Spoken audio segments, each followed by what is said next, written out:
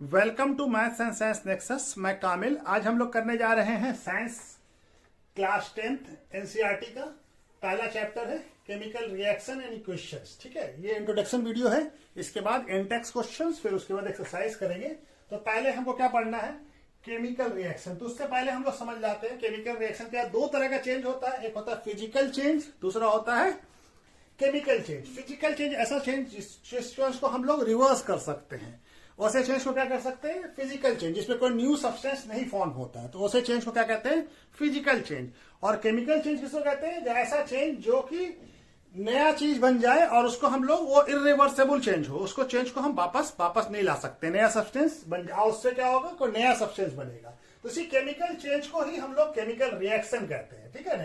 Chemical change किसके through होता है? केमिकल रिएक्शन के थ्रू। तो केमिकल रिएक्शन क्या है?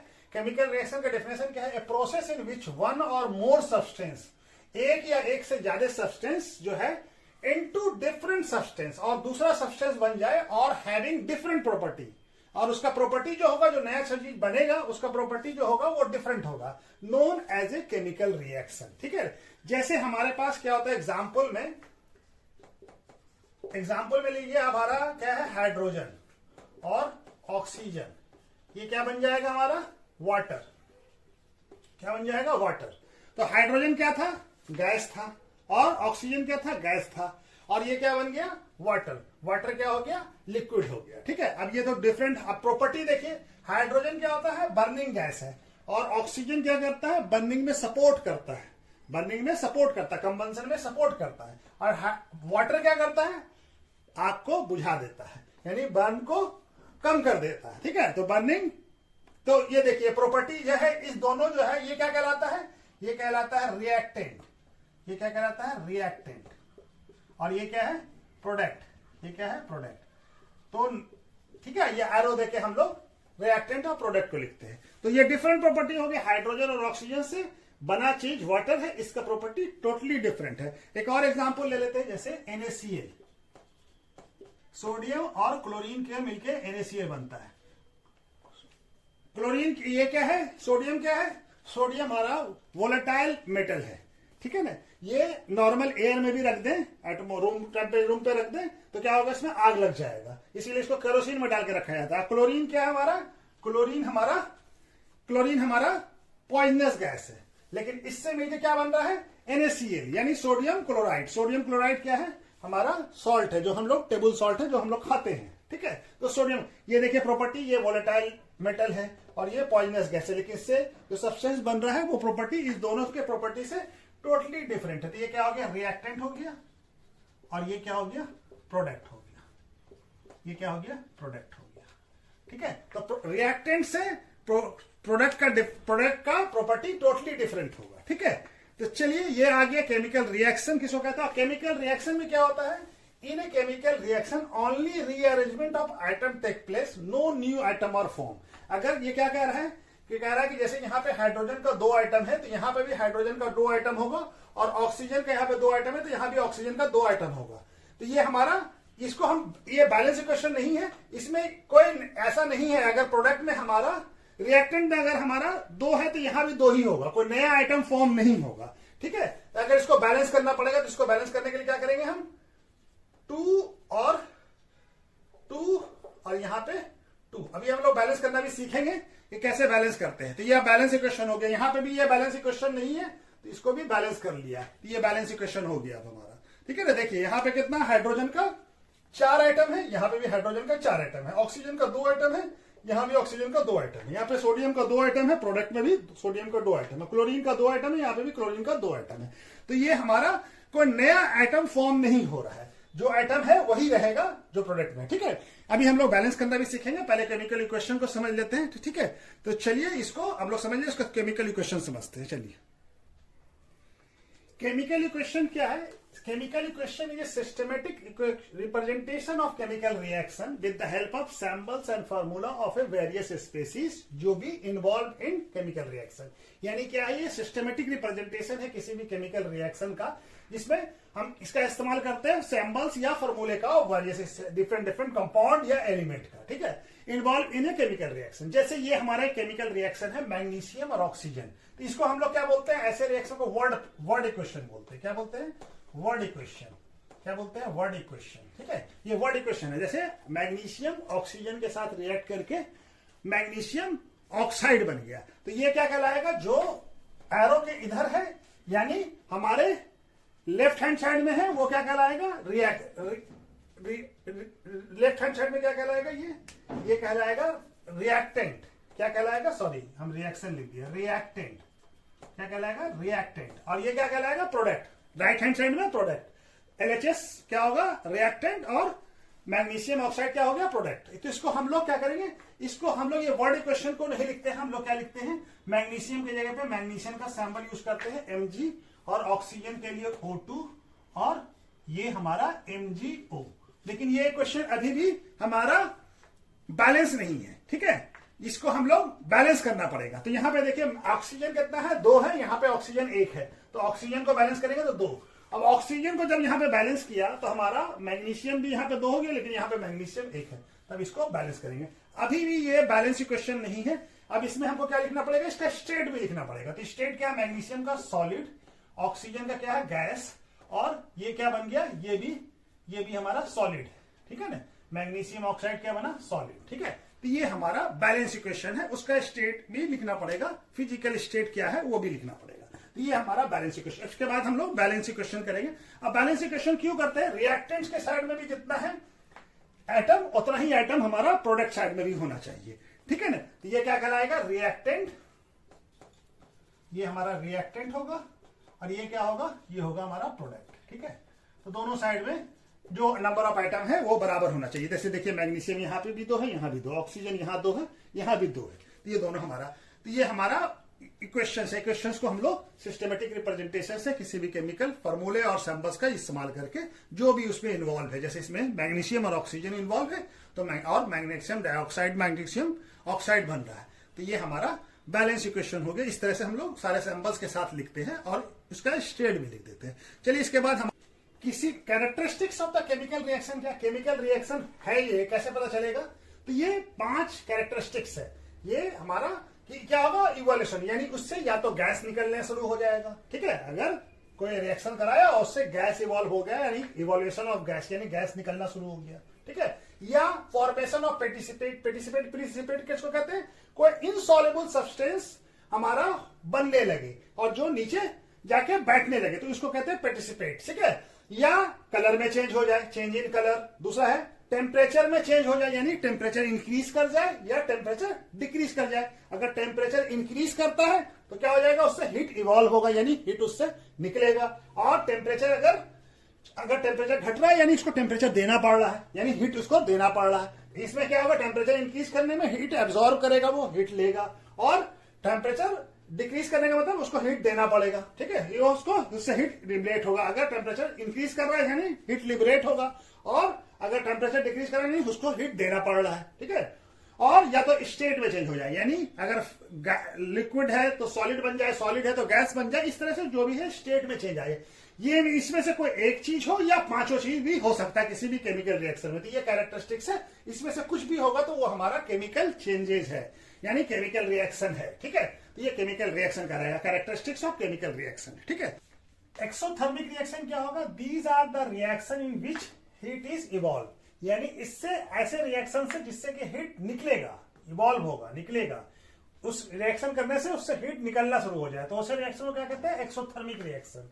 और एंडोथर्मिक किसको कहते हैं, जिसको हीट देना पड़ता है। These are the reaction in which heat is absorb, जिसको हीट देना पड़े, तो ऐसा रिएक्शन क्या हो जाएगा, हमारा एंडोथर्मिक रिएक्शन हो जाएगा, ठीक है। जैसे हमारा एक्सोथर्मिक रिएक्शन के लिए कार्बन को ऑक्सीजन के साथ बर्न करें तो क्या बन जाएगा, कार्बन डाइऑक्साइड, और क्या निकलेगा, हीट इससे इवॉल्व होगा, हीट निकलेगा, ठीक है। अब जैसे हमको किसी एंडोथर्मिक रिएक्शन जैसे कैल्शियम कार्बोनेट को क्या करना पड़ेगा, हीट देना पड़ेगा, तब इससे क्या होगा, ये डिकम्पोज होके हमारा क्या बन जाए, कैल्शियम ऑक्साइड और कार्बन डाइऑक्साइड। ठीक है, तो इसमें हमको क्या देना पड़ेगा, हिट देना पड़ेगा और इससे हिट इवॉल्व होगा, निकलेगा, ये हिट एब्जॉर्ब करेगा। ठीक है, तो चलिए इसके बाद दूसरा करते हैं। बैलेंस इक्वेशन किसको कहते हैं? A balance equation is a equation which has equal number of item each element on both side. यानी कि दोनों साइड जो होगा, हर एक एलिमेंट का जो नंबर ऑफ आइटम होगा वो क्या होगा, दोनों बराबर होगा। जैसे हमारा मैग्नीशियम है और ऑक्सीजन है, तो ये क्या है, ये हमारा देखिए यहां पे क्या है, मैग्नीशियम 1 है, ऑक्सीजन 2 है। यहां पे मैग्नीशियम 1 है, ऑक्सीजन 2 है। लेकिन ये क्या है, हमारा बैलेंस इक्वेशन नहीं है, ये क्या है, अनबैलेंस इक्वेशन है। क्या है कि ऑक्सीजन यहां पे 2 है, यहां पे 1 है, तो इसको कहते हैं इक्वेशन। ठीक है, अनबैलेंस इक्वेशन या इक्वेशन। अब ये हमको पहले बैलेंस करना पड़ेगा। तो यहाँ पे देखिए ऑक्सीजन भी 2 है, तो यहाँ पे भी ऑक्सीजन को 2 करना पड़ेगा। तो अब मैग्नीशियम का भी बैलेंस बिगड़ गया, तो मैग्नीशियम को भी यहाँ पे 2 कर दिया। तो ये हमारा बैलेंस होगा। उसके बाद स्टेट लिख देंगे हम लोग, ये सॉलिड हो गया, ये गैस हो गया और ये हो गया सॉलिड। ठीक है, तो ये स्टेट भी लिखना पड़ेगा। तो ये अब हमारा बैलेंस, अब ये बैलेंस इक्वेशन हो गया। ये अब हम बैलेंस, इससे पहले क्या था, स्केलेटन इक्वेशन या अनबैलेंस इक्वेशन था। अब ये बैलेंस इक्वेशन क्यों करते हैं, तो कौन सा प्रिंसिपल्स है, law of conservation of mass. क्या कहता है ये लॉ, इस लॉ को कौन दिया है, लेजोबियर। ठीक है, ये लॉ क्या कहता है, mass can not be created not neither destroy, it can be change into one form to another form. Mass को हम लोग डिस्ट्रॉय नहीं कर सकते हैं, ना क्रिएट कर सकते हैं, इसको एक फॉर्म से दूसरे फॉर्म में चेंज कर सकते हैं। तो किसी भी केमिकल रिएक्शन में हमारा मास जो है दोनों तरफ का इक्वल होना चाहिए। यानी ये इस साइड क्या कहलाता है, रिएक्टेंट, ये क्या कहलाएगा, रिएक्टेंट। तो रिएक्टेंट में भी जितना मास होगा उतना ही मास हमारा प्रोडक्ट में भी होगा। तो दोनों तरफ इक्वल होना चाहिए। Law of conservation of mass, ये बेस किस पे है, balance equation, law of conservation of mass पे, कि मास को हम ना क्रिएट कर सकते हैं ना डिस्ट्रॉय कर सकते हैं, इसको एक फॉर्म से दूसरे फॉर्म में सिर्फ चेंज कर सकते हैं। ठीक है, तो ये हमारा बैलेंस। अभी हमको बैलेंस कैसे करना है ये हम लोग इसके बारे में इसके बाद करते हैं। ठीक है, चलिए इसको मिटा देता हूं, उसके बाद हम लोग बैलेंस कैसे करते हैं। बैलेंस करने के लिए वाटर के साथ रिएक्शन करके क्या बनेगा, हाइड्रोजन गैस इन्वॉल्व होगा। ठीक है, ये हमारा, ये हमको क्या दिया हुआ है, ये हमको दिया हुआ है अनबैलेंस इक्वेशन या स्केलेटन इक्वेशन दिया हुआ है। अब इसको हम लोग क्या करेंगे, बैलेंस करेंगे। ठीक है ना, तो पहले क्या करते हैं हम लोग, पहले क्या लिखते हैं, एलिमेंट, कौन कौन सा एलिमेंट है, और ये क्या है, यहां पे हम लोग रिएक्टेंट साइड में क्या है और ये प्रोडक्ट साइड में। ठीक है, तो रिएक्टेंट साइड में कौन कौन सा एलिमेंट है, आयरन है, Fe। तो रिएक्शन साइड में कितना है, 1। प्रोडक्ट साइड में कितना है, यहां पे 3। ठीक है, और क्या है हमारा, और हमारा है हाइड्रोजन। तो रिएक्शन साइड में कितना है, 2, यहां भी 2। और क्या है, ऑक्सीजन कितना है, एटम को लिखेंगे हम लोग, मॉलिक्यूल्स को नहीं लिखेंगे। एटम कितना है, ऑक्सीजन 1, और यहां पे कितना है, 4। ठीक है, तो अब हमको बैलेंस करना है। तो अब हमको बैलेंस करने के लिए क्या करना पड़ेगा, सबसे पहले हम लोग क्या करते हैं, देखते हैं कि सबसे ज्यादा नंबर ऑफ आइटम किस एलिमेंट में है, उसको हम पहले बैलेंस करने की कोशिश करते हैं। तो सबसे ज्यादा नंबर ऑफ आइटम कहते हैं या तो प्रोडक्ट साइड में हो या रिएक्टेंट साइड में, दोनों साइड में से किसी भी साइड में सबसे ज्यादा एलिमेंट किसके पास, सबसे ज्यादा एलिमेंट किसके पास है, ऑक्सीजन के पास। तो ऑक्सीजन को पहले बैलेंस करते हैं, तो यहाँ पे 4 किया। तो ऑक्सीजन कहाँ है, यहाँ पे। तो यहाँ पे इसको हमको किस साइड में बैलेंस करना है, रिएक्टेंट साइड में। तो यहाँ पे 4 किया। ठीक है, चलिए हम यहाँ पे बैलेंस लिखते जा रहे हैं एक एक स्टेप 1। तो सबसे पहले हम लोग देखेंगे सबसे ज्यादा या तो प्रोडक्ट साइड या रिएक्टेंट साइड में सबसे ज्यादा एलिमेंट किसके साइड में है। तो सबसे ज्यादा एलिमेंट है हमारा प्रोडक्ट साइड में, किसमें है, ऑक्सीजन में। तो ऑक्सीजन को पहले ये किया, तो ऑक्सीजन क्या हो गया, 4H2। तो यहां पे लिखेंगे 4, और हम आगे लगाएंगे, यहां पे बीच में नंबर नहीं लगा सकते हैं, जो भी नंबर लिखना होगा उसके कोफिशिएंट में लिखना होगा। ठीक है, अब FeO4+H2। ठीक है, ये लिखा हम। अब इसके वजह से हमारा देखिए ऑक्सीजन की वजह से, ऑक्सीजन को जब हम बैलेंस किया तो हाइड्रोजन का भी बैलेंस बिगड़ गया। हाइड्रोजन कितना हो गया, 4 हो गया। हाइड्रोजन कितना हो गया, 4 हो गया। तब हाइड्रोजन को भी बैलेंस करना पड़ेगा। तो हाइड्रोजन को यहाँ पे 2 था अभी पहले, अब 8 हो गया। 2 2 जा 4, 8 हो गया। ये 2 है, यहाँ पे 4 है, तो 8 हो गया। तो इसको भी हम लोग 4 कर ले, तो यहाँ पे 4 हो गया। ठीक है, अब ये हाइड्रोजन भी बैलेंस हो गया हमारा। अब हमको क्या करना है, आयरन को बैलेंस करना है। आयरन यहाँ पे कितना है, रिएक्टेंट साइड में 1 और प्रोडक्ट साइड में कितना है 3, तो हम यहाँ पे 3 से मल्टीप्लाई कर लेते हैं, तो ये हमारा 3 हो गया। तो अब ये हमारा बैलेंस इक्वेशन हो गया। अब ये हमारा बैलेंस इक्वेशन हो गया। ठीक है ना, चलिए इस स्टेप को हम लोग बाद में लिखते हैं। ये हो गया हमारा दूसरा स्टेप। अब तीसरा स्टेप में क्या बनेगा, Fe plus 4H2 plus Fe3O4 4H2। अब देखिए हमारा आयरन बैलेंस नहीं है, तो आयरन को हम लोग बैलेंस कर लिया। ठीक है, अब ये हमारा हो गया। अभी भी ये बैलेंस इक्वेशन नहीं है। ये क्या है हमारा, और ये क्या है, ये हमारा वाटर वेपर के साथ रिएक्ट करता है। ठीक है ना, तो ये क्या है हमारा गैस है, और ये क्या है सॉलिड बना, और ये क्या निकला, ये गैस हो गया। ये हमारा बैलेंस इक्वेशन है। ठीक है, अभी देखिए आयरन भी कितना है, आयरन 3, यहां भी आयरन 3, ऑक्सीजन 4, यहां भी ऑक्सीजन 4, यहां पे हाइड्रोजन 8, यहां भी हाइड्रोजन 8, तो दोनों तरफ हमारा इक्वल है। ठीक है, तो चलिए इस तरह से बैलेंस करना, और भी हम लोग इंटेस्ट क्वेश्चन में एक्सरसाइज में करेंगे बैलेंस। ठीक है, तो ये हम समझा दिया कि इस तरह से बैलेंस करना है। तो ये हाइड्रोजन गैस निकल रहा है, तो ये गैस के निकलने का इवोल्यूशन ऑफ गैस का साइन है, और ये क्या है, पार्टिसिपेशन के फॉर्म होने का साइन है, फॉर्म ऑफ पार्टिसिपेशन फॉर्मेशन। ठीक है, ये साइन होता है। ठीक है, तो ये भी हम लोग को लिख देना होता है। ठीक है, चलिए तो इसके बाद दूसरा पार्ट करते हैं। अब हमारा क्या है, टाइप ऑफ केमिकल रिएक्शन।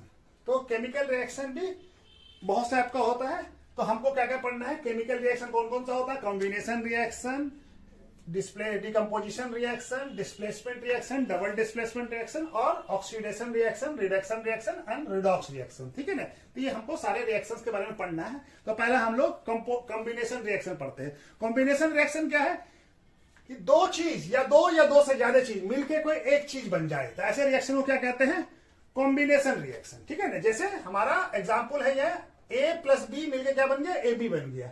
यानी दो चीज था A और B, दो डिफरेंट चीज था, और दोनों मिलके एक चीज बन गया AB। ठीक है ना, तो ये इस रिएक्शन को क्या कहते हैं हम लोग, कॉम्बिनेशन रिएक्शन, यानी दो या दो से ज्यादा चीज मिलके एक चीज बन जाए। जैसे हमारा एग्जाम्पल है मैग्नीशियम प्लस ऑक्सीजन मिलके क्या बन गया, मैग्नीशियम ऑक्साइड। अब ये बैलेंस करने के हम बैलेंस नहीं लिख रहे हैं, ये बैलेंस इक्वेशन क्या होगा इसको, ठीक है, या हाइड्रोजन और ऑक्सीजन मिलके क्या बन जा रहा है, वाटर।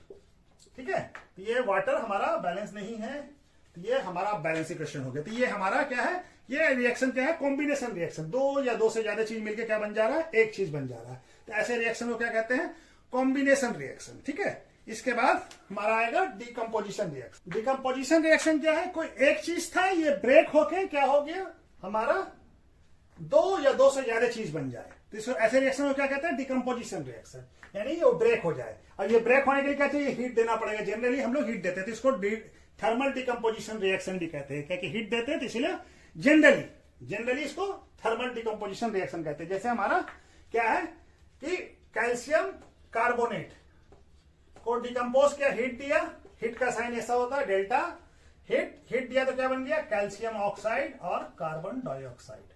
और वाटर के साथ वाटर को इलेक्ट्रिसिटी पास कराया, तो हमारा क्या बन गया, हाइड्रोजन और ऑक्सीजन, सॉरी हाइड्रोजन और क्या बन गया, ऑक्सीजन। ये भी बैलेंस नहीं है, इसको बैलेंस करना होगा। तो ठीक है, ये बैलेंस हो गया। ठीक है, ये तो बैलेंस है ऑलरेडी। ठीक है, तो ये डिकम्पोजिशन रिएक्शन है। ठीक है, कोई एक चीज था, इससे दो या दो से ज्यादा चीज बन जाए। ठीक है, तो ये हमारा क्या हो जाएगा, डिकम्पोजिशन रिएक्शन, यानी डिकम्पोज हो जाए।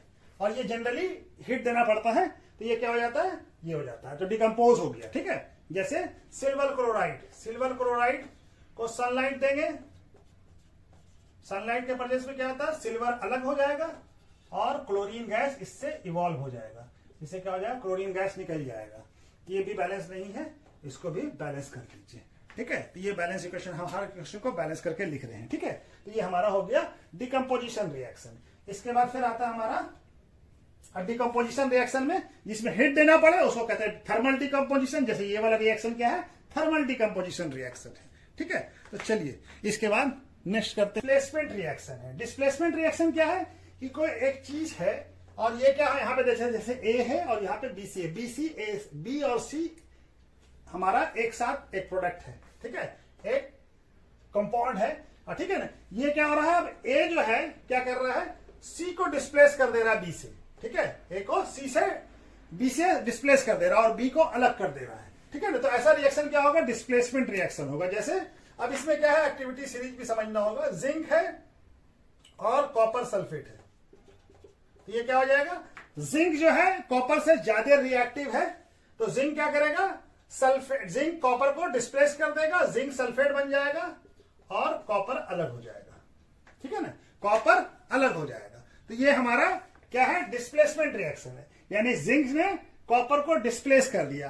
तो अब हमारा ये इसके लिए एक्टिविटी सीरीज है, उसमें एक्टिविटी सीरीज में कौन सा जो रिएक्टिव मेटल अपने से लेस रिएक्टिव मेटल को क्या करेगा, डिस्प्लेस कर देगा, ठीक है ना। तो ये हमारा रिएक्टिविटी सीरीज का ये ऑर्डर है, तो ये हमारा मोर रिएक्टिव है और ये लेस रिएक्टिव है, ये लेस रिएक्टिव है। ऊपर वाला सबसे ज्यादा, यानी पोटासियम सबसे ज्यादा रिएक्टिव है, उसके बाद उसका सोडियम है, उसका कैल्शियम, उसका magnesium, aluminium, zinc, iron, lead और कॉपर और हाइड्रोजन भी होगा, तो ठीक है।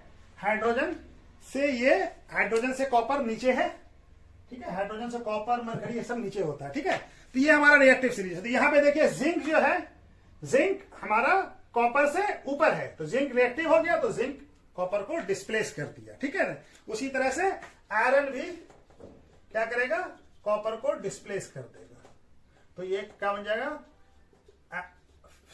आयरन सल्फेट, फेरस सल्फेट और कॉपर डिस्प्लेस हो जाएगा, ठीक है ना। क्योंकि देखिए आयरन भी कॉपर से रिएक्टिव सीरीज में ऊपर है, तो ये अपने से लेस रिएक्टिव को डिस्प्लेस कर सकता है और लेस रिएक्टिव को डिस्प्लेस कर सकता है, ठीक है ना। तो ये हमारा हो गया डिस्प्लेसमेंट रिएक्शन हो गया। इस डबल डिस्प्लेसमेंट में क्या होगा, दोनों एक दूसरे को डिस्प्लेस कर देगा। जैसे यहां पे देखिए ए और बी के साथ कंबाइंड है और सी और डी के साथ कंबाइंड है, तो ए क्या कर रहा है,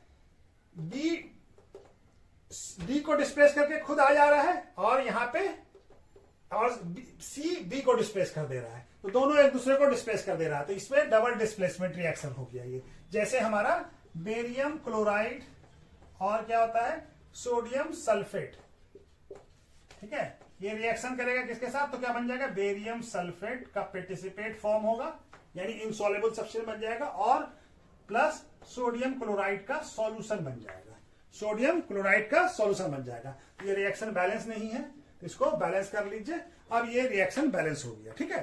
तो ये हमारा पेटिसिपेट फॉर्म हो जाएगा, क्या फॉर्म हो जाएगा, पेटिसिपेट फॉर्म हो जाएगा, ठीक है, इनसॉल्युबल सब्सटेंस फॉर्म हो जाएगा। तो ये हमारा बैलेंस, ये क्या है, डबल, देखिए दोनों, यहाँ पे बेरियम के साथ क्लोरीन था और सोडियम के साथ सल्फेट था, तो अब बेरियम जो है क्लोरीन जो है सल्फेट को डिस्प्लेस किया और बेरियम सल्फेट बन गया, और ये सल्फेट जो है क्लोरीन को डिस्प्लेस किया, तो दोनों एक दूसरे को डिस्प्लेस करके यहां पे क्या हो गया, सोडियम क्लोराइड हो गया, और ये सोडियम यहां पे सल्फेट यहां आ गया, तो ये हो गया हमारा डबल डिस्प्लेसमेंट। ऑक्सीडेशन, ऑक्सीडेशन किसको कहते हैं, ऑक्सीडेशन होगा पहले हमारा क्या होगा, पहला क्या होगा, या तो हमारा एडिशन ऑफ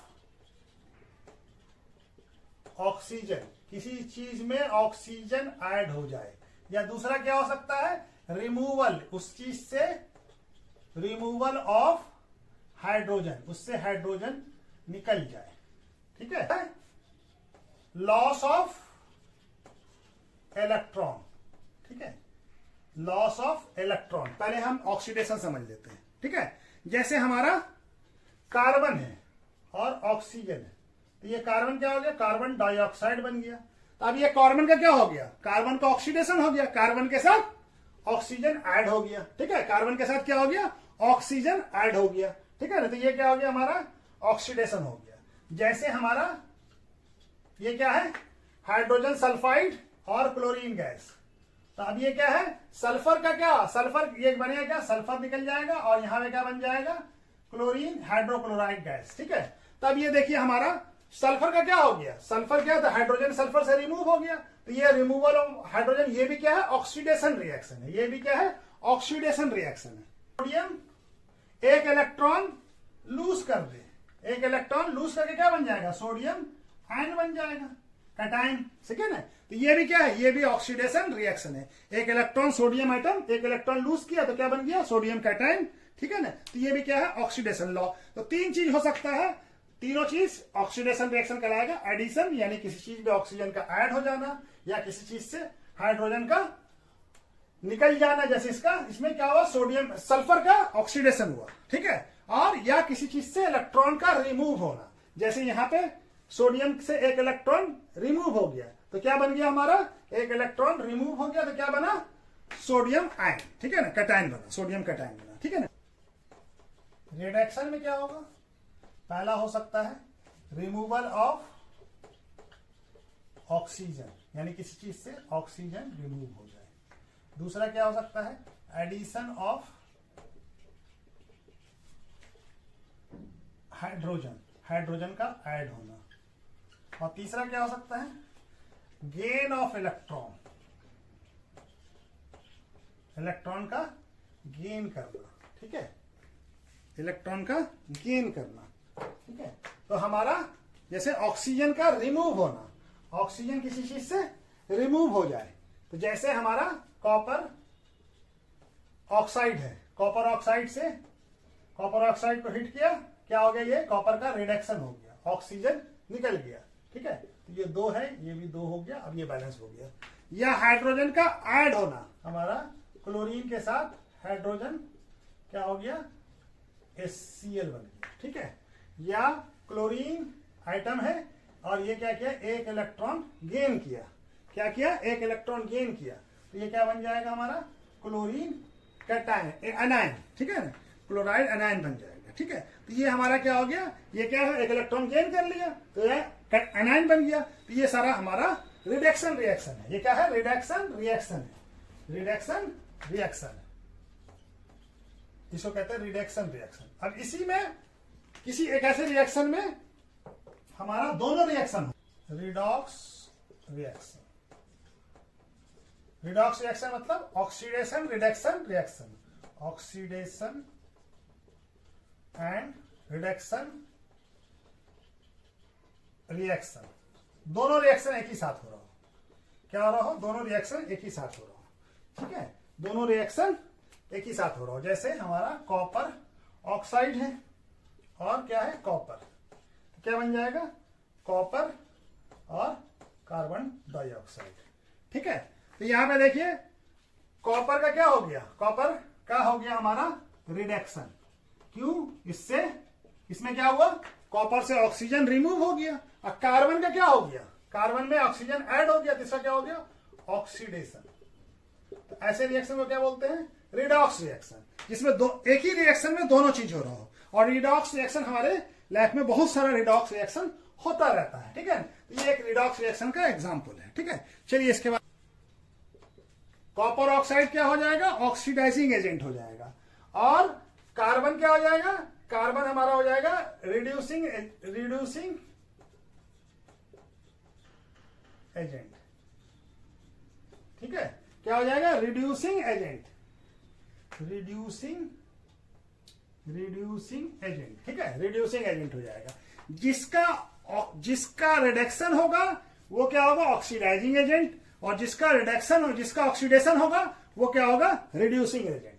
यहां पे देखिए कॉपर ऑक्साइड का क्या हुआ है, रिडक्शन हुआ है, तो ये क्या हो जाएगा, ऑक्सीडाइजिंग एजेंट। और कार्बन का क्या हुआ है, ऑक्सीडेशन, तो कार्बन क्या हो जाएगा, रिड्यूसिंग एजेंट, ठीक है। तो चलिए ये वाला हो गया, इसके बाद करते हैं कोरेजन। किसको कहते हैं, कोरेजन इज ए स्लो प्रोसेस, जो कि बहुत धीमे धीमे होता है। Is a surface of metallic object, ये किस पे होता है, मेटेलिक ऑब्जेक्ट पे, यानी कि मेटल के ऑब्जेक्ट के साथ। आर कोटेड विथ, किसके साथ हो जाता है, ऑक्साइड यानी ऑक्सीजन के साथ, या हाइड्रोक्साइड, या कार्बोनेट, या सल्फाइड के साथ ऑफ ए मेटल, उसके साथ रिएक्शन कर लेता है। दिस लीड टू, ये क्या जाता है, एक स्लो प्रोसेस है, जो मेटल ऑब्जेक्ट जो है उसके ऑक्साइड के साथ यानी ऑक्सीजन के साथ, हाइड्रोक्साइड यानी वाटर के साथ, कार्बोनेट यानी कार्बोनेट के साथ, या सल्फाइड के साथ ऑफ मेटल, क्या करता है, धीरे धीरे धीरे धीरे उसके ऊपर कोटिंग चढ़ना शुरू होता है। दिस लीड टू, ये लीड क्या करता है, इससे क्या होता है, डिस्ट्रक्शन, यानी मेटल खराब हो जाता है। This lead to destruction of metal by chemical और इलेक्ट्रोकेमिकल रिएक्शन के थ्रू होता है, जो इन्वायरमेंट के अंदर होता है, ठीक है ना। ये अपने आप ही,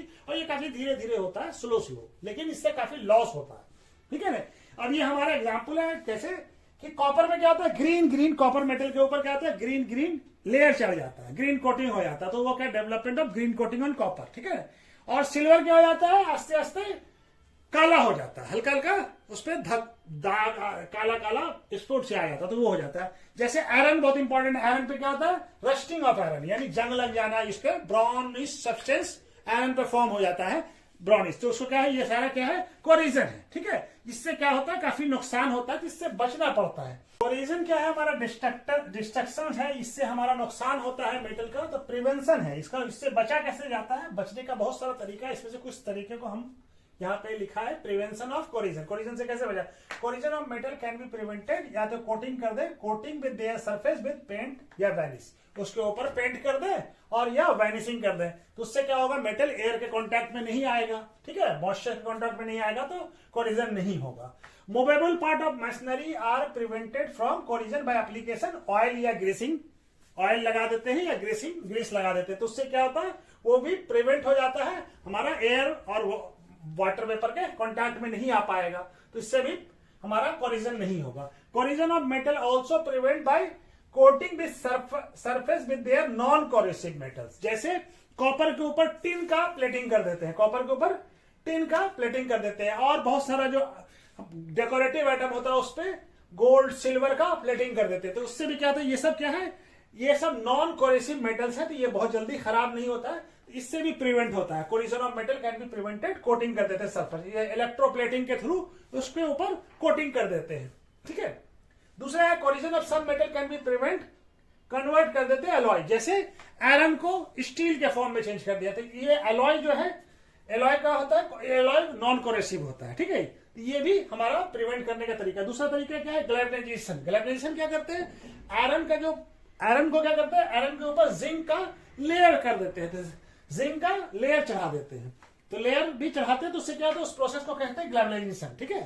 तो ये गैल्वेनाइजेशन से भी क्या होता है, कोरिजन से बच जाता है मेटल, ठीक है। चलिए इसके बाद रेंसिडिटी क्या है, रेंसिडिटी में भी define as a aerial oxidation of fat and oil containing food material indicate by unpleasant smell and taste. क्या कहता है, रेंसिडिटी को हम डिफाइन कर सकते हैं एरियल ऑक्सीडेशन, यानी कि जो एटमॉस्फेयर में जो ऑक्सीजन है उसकी वजह से जो फूड आइटम में फैट या ऑयल होता है वो ऑक्सीडाइज हो जाता है, जिसके वजह से क्या होता है कि उसका स्मेल खराब हो जाता है, अनप्लीजेंट स्मेल, मतलब है कि स्मेल खराब, स्मेल ये हो जाता है, अनप्लीजेंट हो जाता है, या टेस्ट खट्टा हो जाए या ये हो जाए, तो वो हो जाता है, टेस्ट खराब हो जाता है, जिसके वजह से ये क्या होता है, फूड आइटम हमारा क्या हो जाता है, खराब हो जाता है, ठीक है ना। तो उसका स्मेल चला जाए या टेस्ट अजीब सा हो जाए, तो ये स्मेल अजीब सा देने लगा, अनप्लीजेंट स्मेल देने लगे, तो ये इससे बचा कैसे जा सकता है, इससे ये भी मतलब है कि अच्छी चीज तो है नहीं, फूड आइटम को खराब कर देता, तो इससे बचने का तरीका है यूज ऑफ, पहला तरीका है एंटीऑक्सीडेंट का यूज करते हैं, जैसे BHA ब्यूलेटेड हाइड्रोक्सी एनिसोल या BHT ब्यूलेटेड हाइड्रोक्सी टर्लिन का यूज करते हैं, उसको डाल देते हैं, तो उसके वजह से क्या होता है, ये खुद हाईली ऑक्सीडाइज है, तो ये एटमॉस्फेयर के जो ऑक्सीजन है उसके साथ खुद रिएक्शन कर लेता है और फूड आइटम को ऑक्सीडाइज होने से बचा लेता है। दूसरा है कि क्या करते हैं, packaging of food in bag of, उसके अंदर नाइट्रोजन गैस डाल देते हैं। नाइट्रोजन गैस भी कैसा गैस है, इनर्ट गैस है, ये बहुत जल्दी रिएक्ट नहीं करता है, ठीक है, तो नाइट्रोजन गैस डाल देते हैं। जैसे चिप्स का जो पैकेट होता है उसके अंदर क्या होता है, नाइट्रोजन गैस डाला होता है, तो नाइट्रोजन क्या होता है, वो जो फूड आइटम है उसके अंदर जो ऑयल है या ये है, तो वो क्या होता है, नाइट्रोजन की वजह से ऑक्सीडाइज, नाइट्रोजन है तो उसके अंदर ऑक्सीजन नहीं है, तो इसके वजह से क्या होता है, ऑक्सीडाइज नहीं होता, तो काफी देर तक वो चल जाता है। या तो storing of food material in airtight container में रखे, जहां से एयर नहीं जा पाए उसके अंदर, जिसके वजह से वो एयर के कांटेक्ट में नहीं आएगा, तो ऑक्सीडेशन नहीं होगा फूड फैट का, ठीक है ना। और चौथा तरीका है कि उसको सनलाइट से भी दूर रखें। सनलाइट भी क्या करता है, फूड को ऑक्सीडाइज कर देता है, ठीक है, तो सनलाइट से भी दूर रखा जाए, keeping food away from sunlight, ठीक है। तो चलिए ये इंट्रोडक्शन हो गया कंप्लीट। अब इसके बाद हम लोग इंटेक्स करते हैं, इंटेक्स क्वेश्चन, उसके बाद फिर हमारा एक्सरसाइज करेंगे। चलिए, ओके, थैंक यू।